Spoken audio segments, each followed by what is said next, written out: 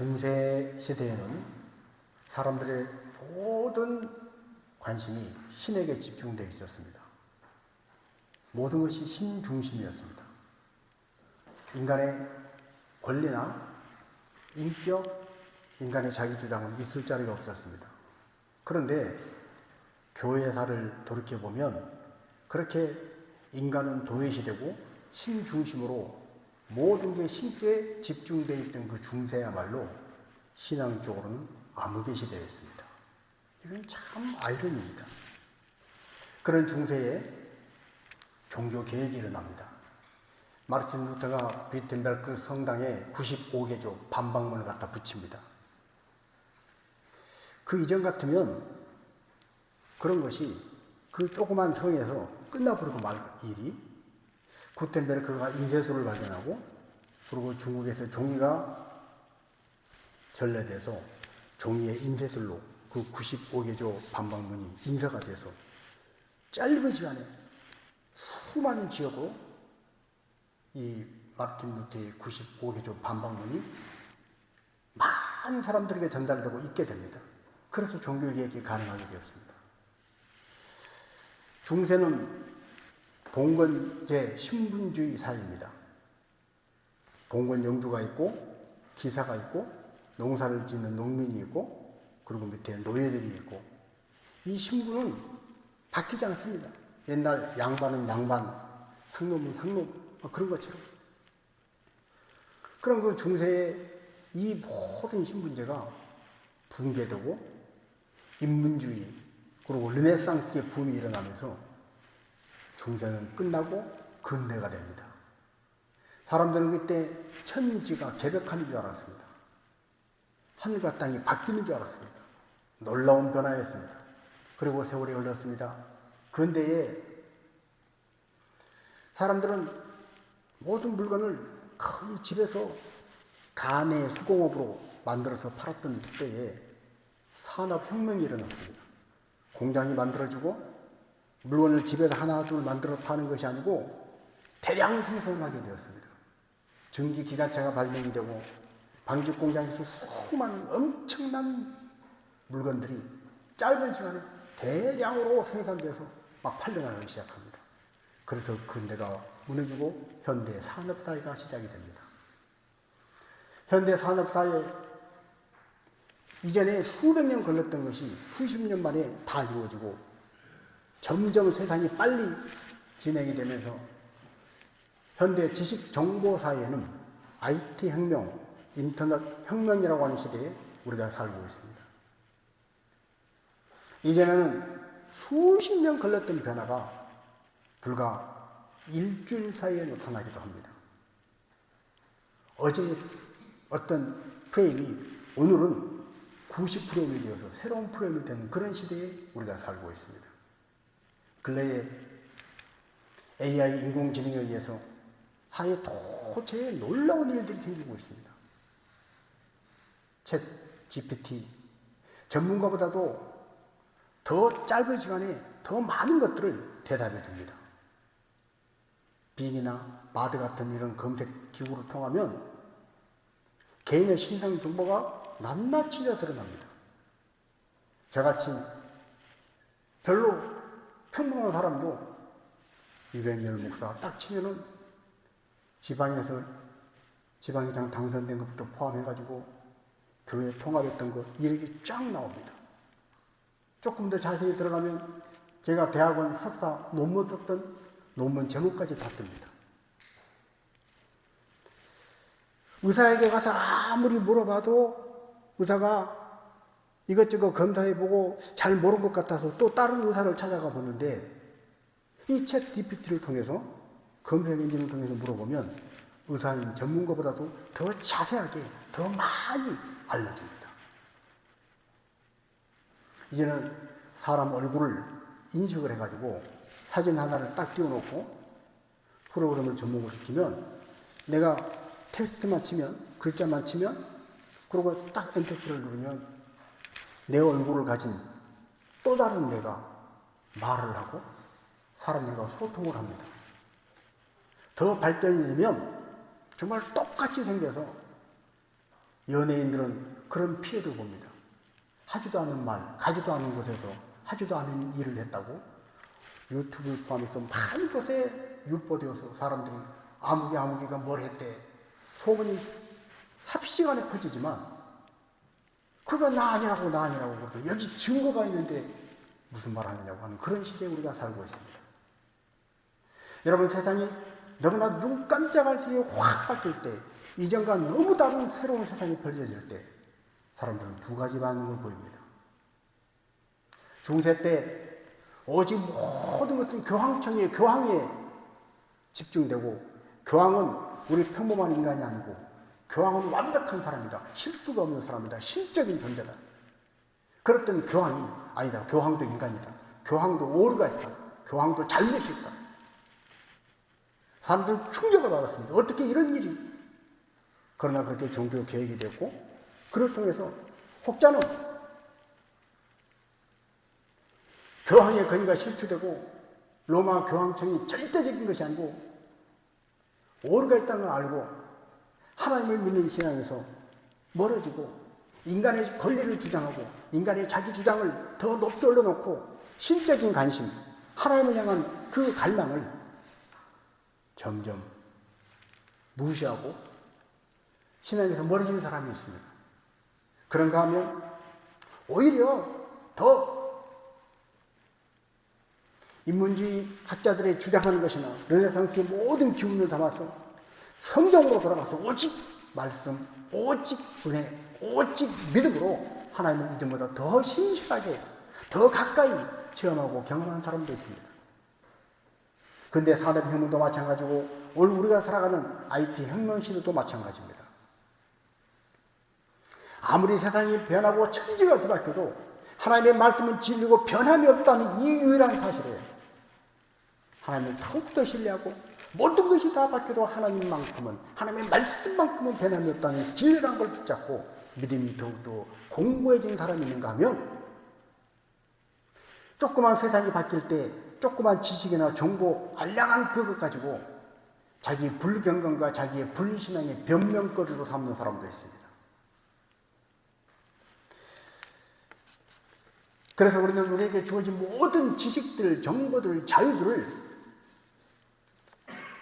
내 알량한 작은 풀 속에서 이기적으로 사용하다가 망하는 자가 아니라 성경의 권면처럼 이 모든 것들을 더 큰 것을 위해서 쓸 수 있는 자가 되어야 할 줄로 믿습니다. 바울은 갈라디아서 5장 13절에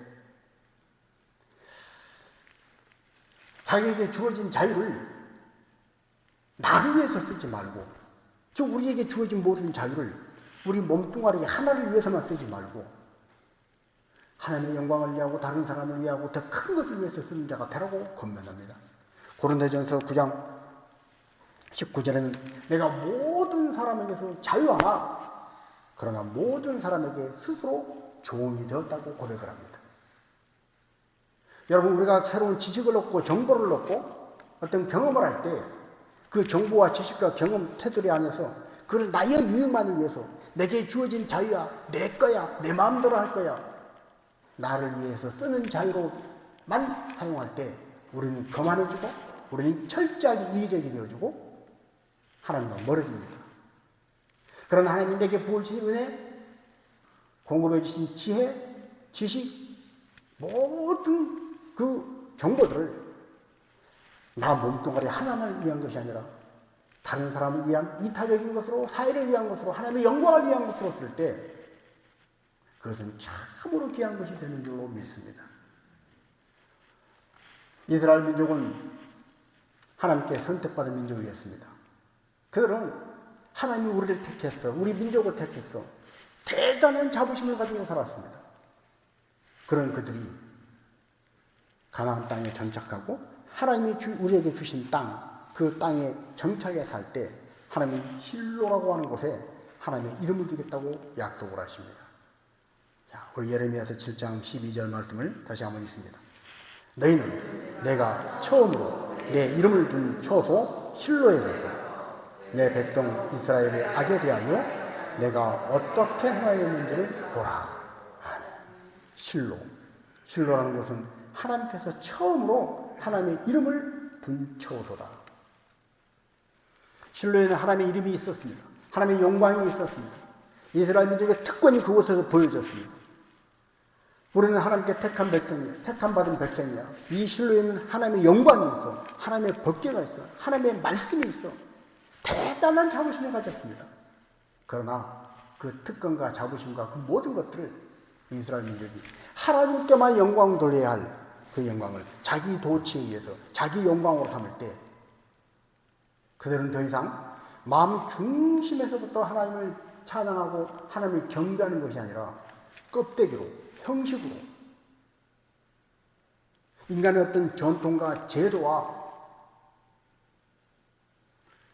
그런 형식으로 하나님을 경배하는, 그리고 우상을 자기 필요에 의해서 눈앞에 작은 이익을 위해서 우상을 경하에 섬기다가 나중에는 하나님보다 우상을 더 섬기는 그런 사람들이 되었습니다. 결국 그 백성들이 행했던 그 악에 대해서 하나님 실로를 자취 없이 사라지게 했습니다.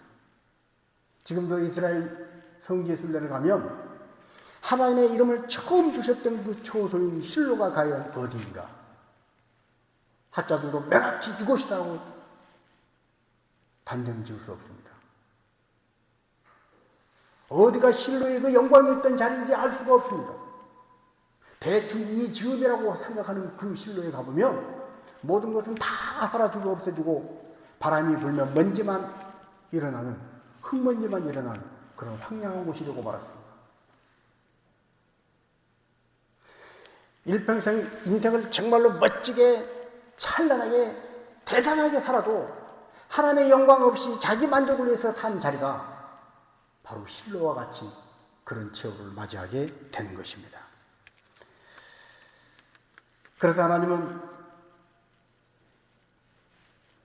이스라엘 백성들에게 돌아오라, 돌아오라 말씀하십니다. 돌아오라. 하나님을 배신하고 말도 안 되는 일을, 패역한 일을 했지만 하나님은 그 백성을 포기하지 아니하시고 다시 돌아와라, 다시 돌아와라. 마치 자식이 너무나 말도 안 되는 일을 해도 부모는 다시 돌아와라, 정신 차리고 돌아와라 기다리는 것처럼 하나님은 그들에게 돌아오라 말씀하십니다. 예레미야 8장 4절과 5절을 보겠습니다. 너는 또 그들에게 말하기를 여호와의 말씀에 사람이 엎드러지면 어찌 일어나지 아니하겠으며 사람이 떠나갔으면 어찌 돌아오지 아니하겠느냐. 이 예루살렘 백성이 항상 나를 떠나 물러가면 어찌하느냐. 그들이 거짓을 고집하고 돌아오기를 거절한다. 하나님 앞에 돌아오기를 거절했다. 거짓에 속아서 거짓을 진짜라고 고집하면서 거부했다는 거예요. 중세가 허물어지고 근대가 세워질 때 사람들은 인문주의, 인간의 자기 권리 주장하면서 수많은 문학작품을 포함해서 신에게만 향했던 관심이 인간에게 향하기 시작합니다. 그것을 기회로, 핑계로 삼아서 신을 향한 그 신앙심은 온데간데 없고 인간의 자기 자리만, 자기 밥그릇만 찾아 먹으려고 하는 그 사람들이 끊임없이 하나님은 돌아오라 부르시지만 그 거짓 것에, 썩어지고 없어질 것에 매몰되어서 돌아오기를 거절했다는 거예요. 이스라엘 백성이 그랬다는 거예요. 그래서 예레미야 9장 20절은 하나님의 말씀을 받으라 하십니다. 어떻게 돌아옵니까? 하나님의 말씀을 받을 때 돌아옵니다. 하나님의 말씀을 받아야 하는 거예요. 내 고집된 생각에, 내 잘못된 생활 습관에, 내 실패한 인생에, 어두워진 삶의 모든 자리에 말씀을 받아들여야 다시 회복이 일어나고 나를 지으시고 만드신 하나님께로 돌아갈 수 있는 것입니다. 예레미야 9장 6절을 같이 한번 읽습니다. 네가 사는 곳이 속이는 일 가운데 있도다. 그들은 속이는 일로 말미암아 나를 알기를 싫어하느니라. 여호와의 말씀이니라. 아멘. 자, 히브리어로 이 속이는 이 단어는 우리가 잘 알고 있는 구약 성경의 야곱이라고 하는 사람, 이 야곱의 이름의 발음과 비슷합니다. 야곱은 원래 협작꾼, 속이는 사람, 사기꾼 이런 뜻이 있습니다. 그 가운데서 야곱은 인생을 살면서 자기 열심으로, 자기 꾀로, 자기 지식으로 아무리 해도 안 되는 그걸 깨어지고 부서지고 나중에 두 손 들고 항복하고 약복강에서는 한두 뼈가 부러지도록 하나님 앞에 하나님뿐입니다. 인생의 모든 걸 다 내놓고 하나님, 내게 이제 남은 건 하나님뿐입니다. 하나님 나를 불쌍히 여겨주세요. 그리고 분열의 밝은 태양을, 그 태양 떠오르는 걸 봤던 사람, 그런 야곱, 깨어지고 부서지고 속이고 이 모든 것들이 다 빠진 다음에서야 그는 이스라엘이 되었던 것입니다. 이스라엘이라고 하는 새로운 이름. 그래서 오늘 우리도 야곱이 이스라엘 되도록, 하나님 안에서 예수 그리스도 안에서 새 사람이 되도록 우리의 모든 생각과 우리의 모든 감정, 느낌, 지식, 경험들이 하나님 안에서 새로운 사람이 되도록 날마다 새로워지는 그 일을 해야 하는 것입니다. 그러기 위해서 우리가 해야 할 건 뭐냐? 하나님을 아는 것입니다. 하나님을 아는 것. 자, 여기서 안다는 것은, 안다는 것, 히브리어로 하나님을 안다는, 얀다라는 의미는 첫 번째는 먼저 하나님 말씀에 순종하는 것입니다. 하나님 말씀에 순종해서 하나님께서 나를 다스리신다. 우리의 가정을 다스리신다. 내 인생을 하나님이 다스리신다. 하나님이 내 인생을 다스리시고 하나님이 우리 가정을 다스리시고 하나님의 역사도 다스리신다는 것을 인정하는 것, 이것이 바로 하나님을 아는 것입니다. 여러분은 정말 하나님을 알고 있습니까? 내가 하나님을 정말로 알고 있다는 건 뭐예요? 하나님 말씀에 정말로 순종하는 거예요. 그래서 하나님 말씀하신 대로 내가 순종해서 하나님이 나를 다스리시고, 하나님이 무슨 말씀을 하시든 나는 하나님의 다스림을 받아 하나님이 나를 이끌어 가셔. 그걸 내가 인정하고 사는 거예요. 이것이 하나님을 안다는 거예요. 그리스도인들 집에 가면 식탁에 만주벌판에서 어느 사진 작가가 찍었다는 그 사진, 눈이 군데군데 녹고 눈이 안 녹은 그 벌판을 찍었는데 그 속에서 예수님의 얼굴이 확 드러나는 그 사진 밑에 그리스도는 우리의 식사 때에 말 없이 지켜보시는 분이시라. 그리스도는 이 집의 주인이시라. 라는 성구가 쓰여있는 그런 것들을 걸어놓은 그리스도인들 집이 많습니다. 정말로 우리 식사 때에 말 없이 지켜보고 계시지만 예수님은 우리 가정에, 우리 집안에, 우리 그 식사 자리에, 나의 인생의 모든 것에 주인 되신다는 거예요. 그 주인 되심을 인정하는 것, 이것이 바로 하나님을 아는 것입니다.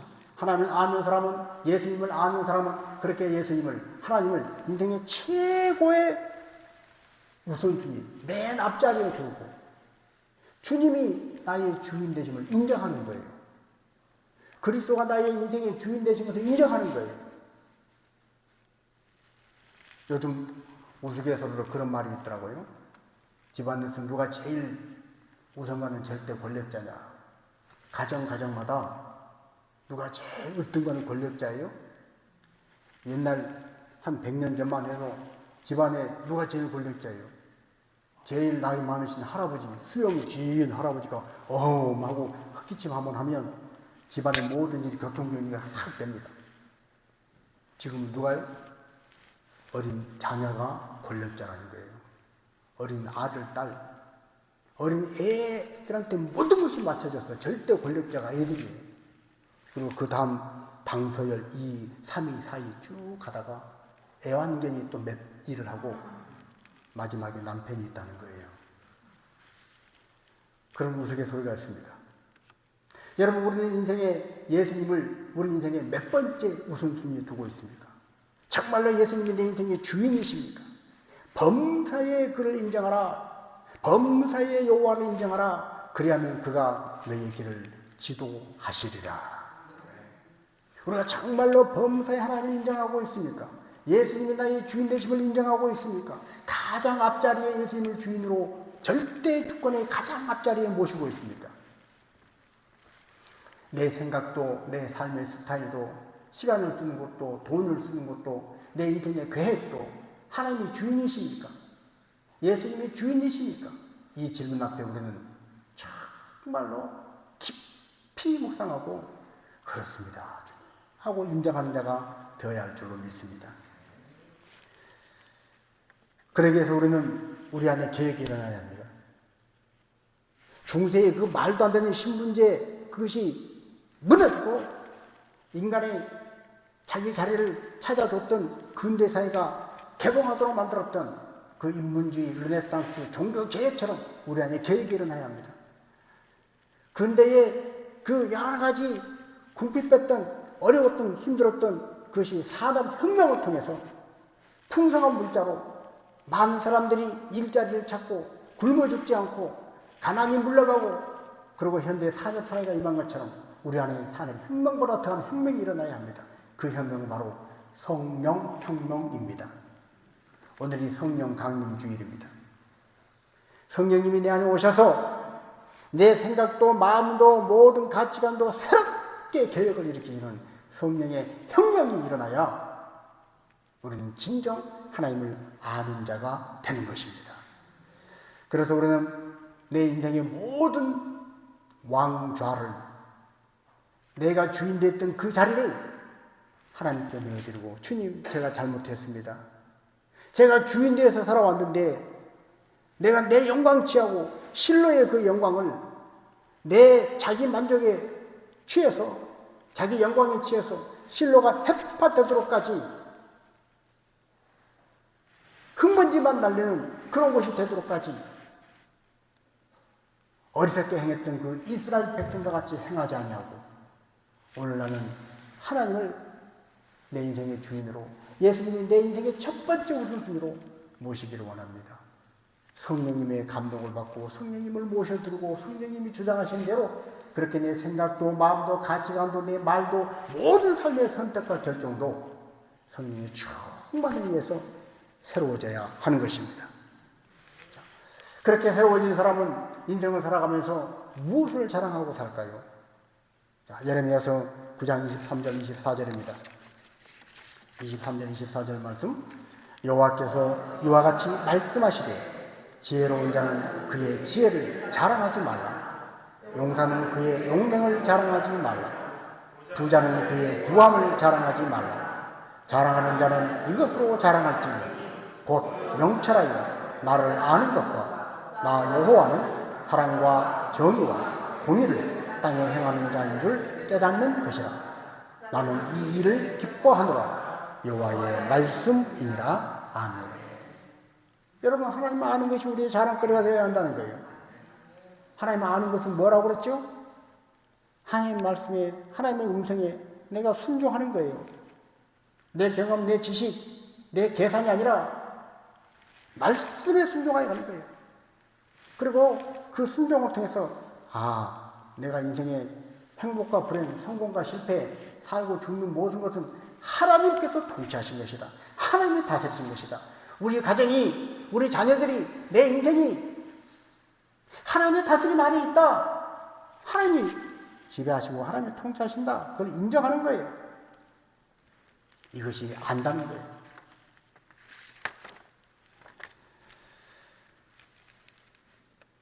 그렇게 하나님의 주인 되심을 아는 사람, 하나님이 내 인생의 모든 주권을 갖고 계신 나의 주인이시라는 걸 아는 사람, 그 아는 사람은 하나님의 절대 주권에 순복하며 사는 것입니다. 여러분, 우리가 구원받고 구원받지 못하고 기준을 누가 정하셔요? 하나님이 정하시는 거예요. 누가 심판받느냐 심판을 면하느냐 누가 정하셔요? 하나님이 정하시는 거예요. 그 기준은 하나님이 정해놓으신 것입니다. 그런데 사람들은 그 기준을 자기 의를 가지고 자기 생각을 가지고 공평하다 공평하지 못하다 하고 주장을 합니다. 어느 권사님이 외국 나가서 열심히 공부한 딸이 박사학위를 받고 들어왔습니다. 박사학위 받은 딸이 너무나 자랑스럽고 너무나 기특해서 수십 년 만에 교회를 데리고 왔습니다. 이 딸은 그동안 공부하느라고 교회를 다니지 않았어요. 어머니는 그 딸을 위해서 수십 년 기도하면서 뒷바라지 하다가 박사학위 받은 딸을 교회에 데리고 왔는데, 교회에 데리고 오는 첫날 그 딸이 교회에서 예배가 끝나고 돌아가면서 어머니에게, 어머니, 교회가 많은 문제가 있는 것 같아요. 이것은 이렇고 저것은 저렇고, 이 사람은 이렇고 저 사람은 저렇고, 목사님은 이렇고 장로님은 이렇고, 모든 것을 예리하게 막 분석을 하면서 얘기를 하는 거예요. 그때 박사학위는커녕 학사학위도 없는 이 어머니가, 할머니 권사님이 한 말씀이 딱 하십니다. 너는 참 박사라서 아는 것도 많구나. 어떻게 그 짧은 하루 사이에 그 많은 걸 봤냐. 나는 수십 년 교회를 다녔지만 교회 안에서 나를 구원하시고 나를 사랑하시는 예수님밖에 보이는 것이 없었다. 여러분, 사람들은 자기 기준을 가지고, 자기 안락한 지식을 가지고 하나님의 기준이 공평하다, 공평하지 못하다, 하나님께서 행하신 이것은 내가 이건 옳지 못하다, 억울하다, 많은 말들을 합니다. 그래서 하나님 앞에 순복하지 않습니다. 하나님의 말씀을 진리로 받아들이지 않습니다.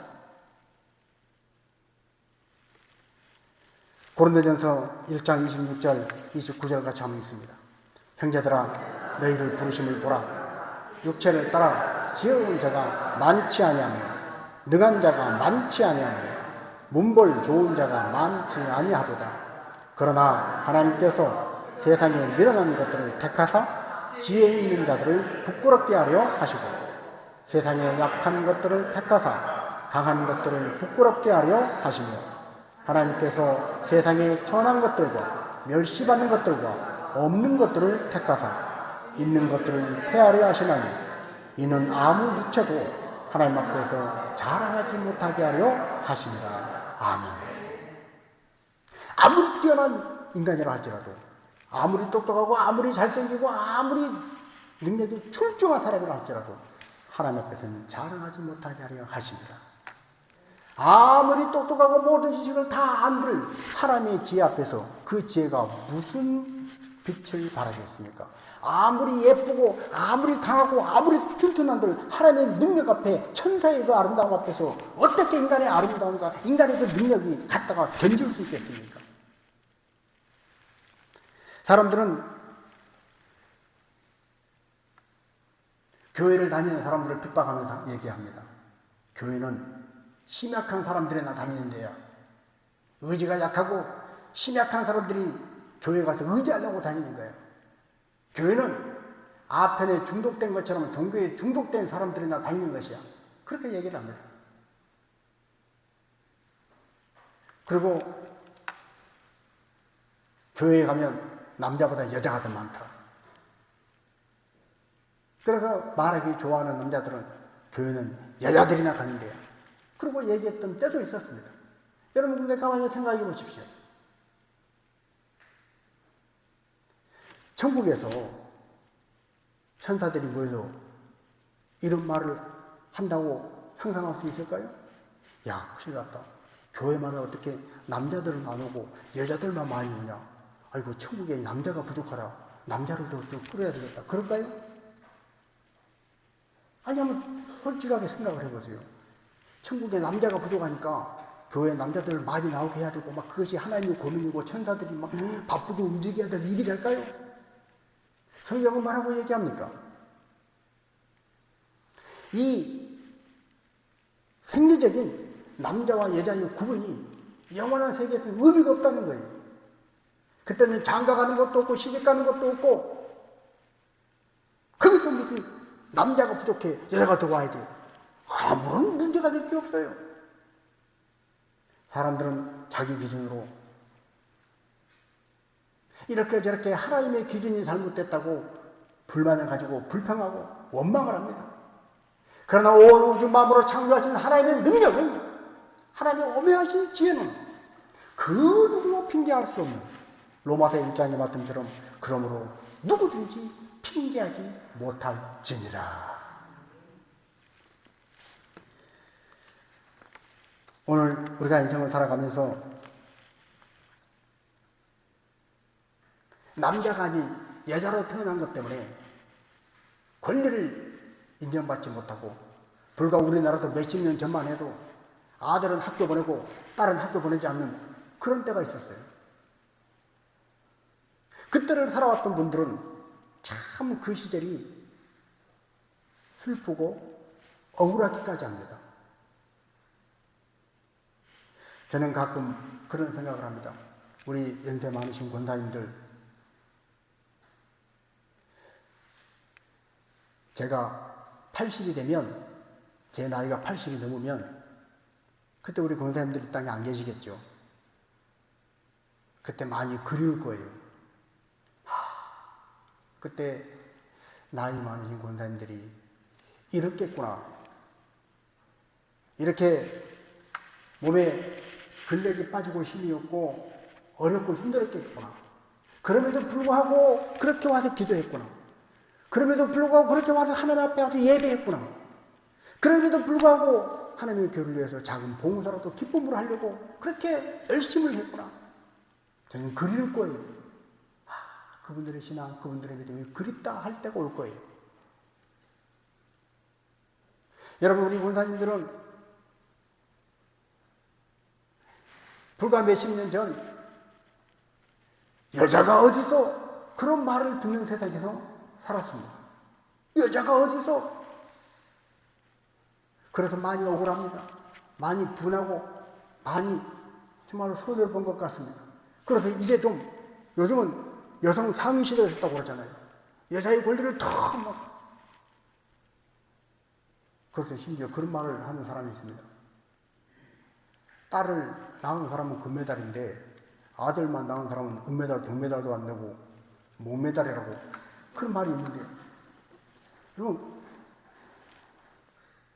남자보다 여성이 아들보다 딸이 더 막 귀하다고 하는 시대, 이 살만한 시대, 편한 시대가 됐는데, 아이고, 나는 이제 어느덧 나이가 먹어버렸네. 여자로서 권리를 주장하고 인정받을 수 있는, 얼마든지 내 뜻을 펼칠 수 있는 시대가 됐는데 나는 이미 나이가 들었네. 아니, 우리는 하나님 앞에서 생각해야 합니다. 사람들 앞에 인정받을 수 없고 사람들 앞에 권리를 인정받지 못해서 하소연할 데가 없어서 하나님의 교회에 와서 하나님의 교회에서 남자 여자 차별하지 않고 하나님의 한 생명처럼 영혼을 귀히 여기시기 바라게 하나님 앞에 와서 하나님 아버지를 찾고 하소연했던 그 간절함이, 그 신앙이 진정한 복이라는 거예요.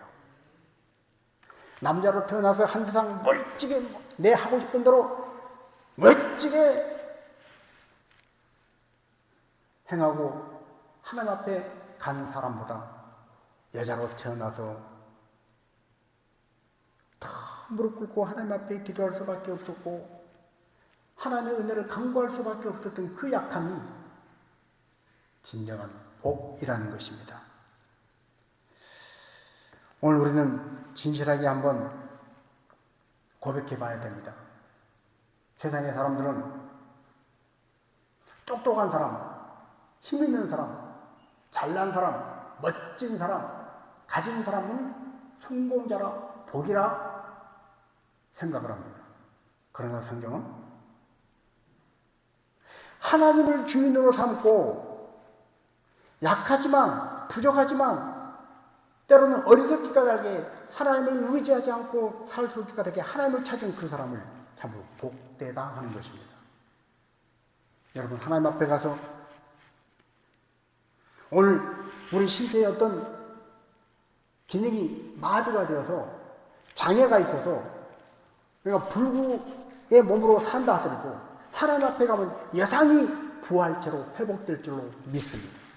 이 땅에서 아무리 멋있는 몸매를 가지고 막 근육질 가지고 자랑하는 사람이라 하더라도 그 안에 예수가 없고 믿음이 없으면 하나님 앞에 가서는 아무것도 아닙니다. 하나님, 오늘 저와 여러분이 우리가 인생을 살아갈 때 내가 이 세상에서 실로의 영광을 내 영광으로 착각하고 내 잘난 맛에 내 자랑하며 사는 그런 사람이 아니라 하나님의 말씀을 듣고 순종하고 하나님이 나를 다스리시는 것을 철저히 인정하고 하나님의 주인 되심을 인정하고 사는 사람이 되어서 나의 부족하고 연약함 속에서 나타나는 하나님의 은혜를 날마다 보여주고 자랑하며 살 수 있는 사람이 되기를 원하시는 것입니다. 누가 구원받습니까? 하나님이 정하신 기준에 합당한 자가 구원받습니다. 저는 청년 때 전라도 고흥에 있는 소록도라는 섬에 봉사를 가본 적이 있습니다. 거기는 나환자분들이 다 한센병 걸린 분들이 다 모여서 거기서 인생을 마감하는 거예요. 가족, 친척들에게 버림받고 그 섬에 모여서 살다가 거기서 인생이 끝나는 거예요. 저는 지금도 잊을 수가 없어요.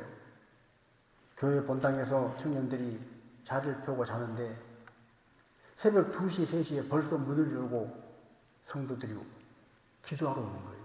그분들은 눈이 안 보이고 어떤 분은 손가락이 다 잘려서 뭉퉁한 손으로 박수를 이 손등으로 쳐야 되고 어떤 분은 귀가 잘려나가고 그분들은 시계를 보고 시간을 가늠하는 것이 아니라 느낌으로 그냥 지금 새벽인가 보다. 새벽기도 가야 되겠다. 그러고 오시는 거예요. 그것이 2시고 3시입니다. 드디어 새벽 5시가 돼서 새벽기도를 하면 찬양을 하면 우리는 피곤한 몸에 눈곱을 떼고 간신히 일어나서 그냥 대충 박수를 치면서 찬양을 하는데 이분들은 손가락이 없어요. 어떤 분은 손바닥이 거의 썩어서 잘려나간 분들이 있어요. 그분들은 이 손목으로 그렇게 박수를 치는데 그 박수 소리가 천둥처럼 가슴에 강하게 들려왔습니다. 내 손바닥으로 치는 이 박수 소리보다 이 박수 소리가 더 강렬하게 하나님이 받으시는 박수 소리구나. 여러분, 우리가 이 땅에 삶을 어떻게 살았든 간에 예수를 주인 삼고 나를 지으시고 만드신 하나님을 주인 삼고 산 그 삶만큼만 하나님 앞에서 구원받은 자로 하나님의 백성으로 하나님을 기뻐하시는 자로 여호와가 기뻐하시는 것 하나님 선하심과 인자하심과 그 공평하심을 인정하고 하나님을 믿는 믿음으로 사는 그걸 하나님이 기뻐하신다는 것 하나님을 자랑하는 것 그것만이 영원히 남는 것인 줄로 믿습니다. 이제 우리는 진실하게 솔직하게 한번 물어보고 대답해야 합니다. 오늘 내 인생의 진정한 주인 삼은 것은 무엇인가? 오늘 나는 우리 가정은 우리 집안은 우리 교회는 무엇을 주인 삼아 살고 있는가? 그것이 우리의 믿음을 말해 주는 것입니다. 자, 우리 같이 한번 찬양하겠습니다. 주 따르고